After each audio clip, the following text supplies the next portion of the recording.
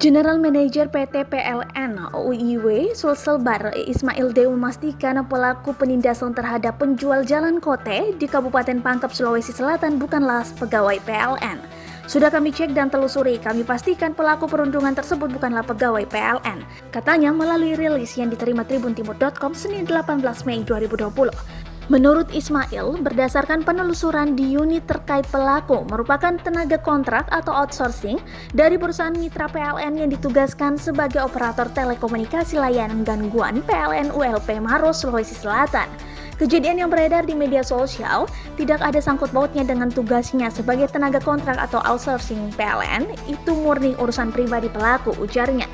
Olehnya itu, PLN meminta vendor memberikan tindakan tegas terhadap pelaku pembulian. PLN sangat menyayangkan dan prihatin atas kejadian ini dan memastikan bahwa PLN akan memberikan tindakan tegas kepada vendor yang mempekerjakan yang bersangkutan, tegasnya. Ia berharap dengan adanya kejadian ini seluruh pegawai PLN dan mitra kerja PLN untuk selalu menjaga sikap dan perilaku baik di area kantor maupun di lingkungan masyarakat. Harapan kami semoga pegawai maupun mitra serta tetap bekerja secara maksimal untuk menjaga pasokan listrik di tengah pandemi, tuturnya.